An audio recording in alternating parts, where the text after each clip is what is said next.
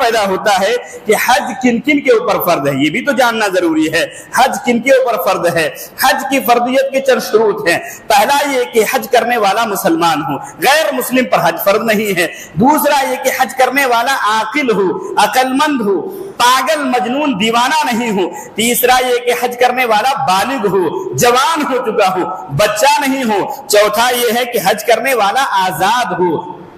غلامی کی زندگی نہیں گزارتا ہو۔ پانچواں یہ ہے کہ حج کرنے والا مستطیع ہو، اس کے اندر استطاعت ہے، مال کے اعتبار سے، ملک کے اعتبار سے، جسم کے اعتبار سے وہاں تک پہنچنے کی اس کے پاس صلاحیت ہے، تو پھر ایسا آدمی حج کرے گا۔ اور حج سے ایسا آدمی پیچھے اگر رہنا چاہتا ہے، یاد رکھیں ایسے آدمی کا ایمان شک کے دائرے میں ہے، بلکہ علماء کے اقوال کے بقول وہ آدمی دائرے اسلام سے باہر ہے، وہ آدمی مسلمان نہیں ہے۔ اللہ رب العالمین نے قرآن کے اندر فرمایا وَلِلَّهِ عَلَى النَّاسِ حِجُّ الْبَيْتِ مَنِ اسْتَطَاعَ إِلَيْهِ سَبِيلًا وَمَنْ كَفَرَ فَإِنَّ اللَّهَ غَنِيٌّ عَنِ الْعَالَمِينَ۔ یہ مشہور و معروف آیت ہے جس کے اندر یہ پیغام دیا گیا ہے کہ جن کے اوپر حج فرض ہو چکا ہے پھر بھی اعراض کرتے ہیں، پھر بھی انکاری کی زندگی گزارتے ہیں، ایسے آدمی سے اللہ رب العالمین بے نیاز ہے۔ اللہ کو ایسے لوگوں کی عبادت کی کوئی ضرورت نہیں ہے۔ ایسا آدمی جب ضرورت نہیں ہے کیا مطلب ہے؟ وہ دائرے ایمان سے باہر ہو چکا ہوتا ہے۔ میرے بھائیو، حج کے بہت سارے شروط کے بتلانے کے بعد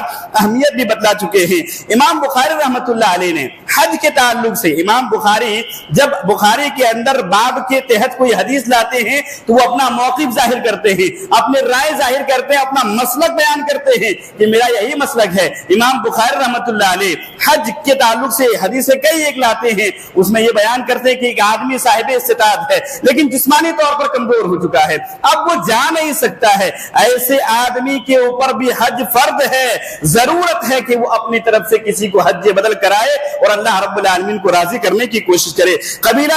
خثعم کی ایک عورت حجۃ الوداع کے موقع پر اللہ کے نبی صلی اللہ علیہ وسلم کے پاس آتی ہے اور کہتی ہے اللہ کے نبی صلی اللہ علیہ وسلم، اللہ رب العالمین کے فریضے نے میرے والد محترم کو پکڑ لیا ہے، یعنی اللہ رب العالمین نے حج فرض کیا ہے، وہ مالداری کے ایک حصے میں میرے والد محترم آ چکے ہیں لیکن بدن کے اندر سکت میں اللہ کے نبی صلی اللہ علیہ وسلم لا يستطيع ان يستوي على الراحلہ، سواری پر بیٹھنے کی وہ سکت نہیں پاتے ہیں، تو کیا میں والد محترم کی طرف سے حج کر لوں؟ آپ صلی اللہ علیہ وسلم نے فرمایا ہاں۔ اور ایسے ہی شبرما والی روایت ہے، بتلانا مقصود یہ ہے کہ حج ہر حال میں کرنا ضروری ہے، لہذا جن کے اوپر حج فرض ہو گیا ہے، اب آپ لوگ اپنا جائزہ لے لیں، اپنا جائزہ لے لیں کہ ہمارے اوپر حج فرض ہوا ہے یا نہیں ہوا ہے، ہمارے پاس کھانے کے علاوہ روپے پیسے ہیں کہ نہیں ہے، ہم وہاں تک جا سکتے اور آ سکتے ہیں کہ نہیں آ سکتے ہیں، اور پھر یہ کہ جسمانی طور پر ہم تندرست ہیں کہ نہیں، بتلانے کی ضرورت نہیں، نام لے لے کر بتائیں کہ آپ کے اوپر فرض ہو گیا ہے، آپ کے اوپر فرض ہو گیا ہے، یہ کوئی ضرورت نہیں ہے۔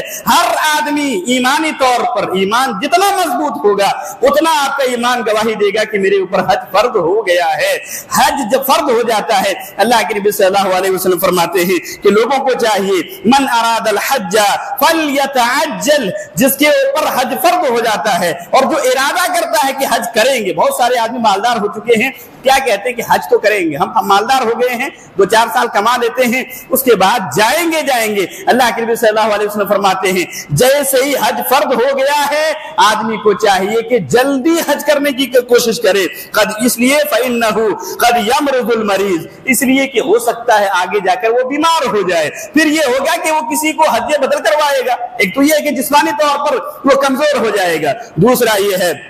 کہ وہ تظل الضالہ، سواری گم ہو جائے، آج کے دور میں مال ختم ہو جائے آپ کے پاس اور آپ کعبۃ اللہ جانے کے سکت نہیں پاتے ہیں، وتعرض الحاجہ، اور بھی دیگر تمام طرح کی حاجتیں آپ کو پیش آ جاتی ہیں، لہذا جو مالدار ہو چکے ہیں پہلی فرصت میں حج کرنے کی کوشش کریں۔ المہم، میں حج کی فضیلت بیان کرتے کرتے یہ شروط کے درمیان کچھ باتوں کو بیان کیا ہوں، حج کی کئی اور فضیلتیں ہیں، ایک دو اور حدیثیں ملاحظہ فرمائیں حج کی فرضیت کے تعلق سے۔ اللہ کے نبی صلی اللہ علیہ وسلم فرماتے ہیں اے لوگو بار بار حج کرو، عظیم الحج والعمرہ، اے لوگو پیدر پہ حج اور عمرہ کیا کرو۔ ہوتا یہ ہے فإنہما ينفیان الفقر والذنوب، اس لیے کہ یہ بار بار، میں وہی بیان کر رہا تھا بیچ میں شروع کو بیان کر کے یہاں آیا، اس لیے کہ یہ بار بار حج و عمرہ کرنا یہ فقیر کو دور کر دیتا ہے۔ کما ينفی الکیر خبث الحدید، جیسے لوہے کے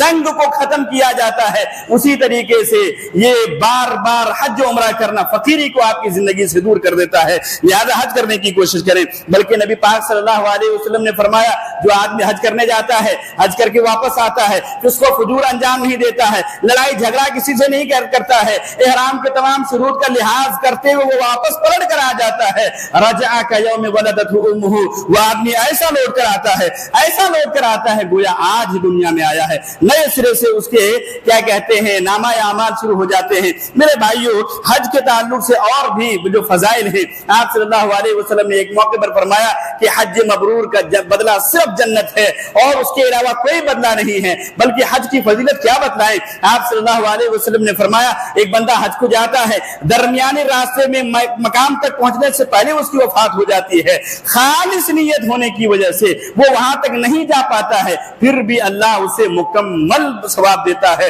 اور وہ حاجی کا ثواب پاتا ہے, حاجیوں کے زمرے میں کل قیامت کے دن کھڑا ہوگا.